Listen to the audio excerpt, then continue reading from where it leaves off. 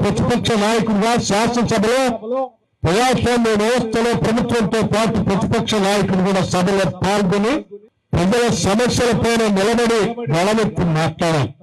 అందరూ తెలిసిందే 10 సంవత్సరాలు ఈ రాష్ట్రంలో కాంగ్రెస్ పార్టీ అధికారంలో లేకపోయినా కాంగ్రెస్ శాసనసభ పక్ష నాయకుడిగా ప్రధాన ప్రతిపక్ష నాయకుడిగా ఒక్క రోజు కూడా అసెంబ్లీకి అటెండ్ కాకుండా నేను బయట లేను. ప్రతి అసెంబ్లీ సమావేశంలో పాల్గొని ప్రజల పక్షాన ప్రజల అవసరాల కోసం శాసనసభలో గళమెత్తి ప్రభుత్వాన్ని నిలదీశాను. ప్రజల అవసరాల గురించి మాట్లాడాను.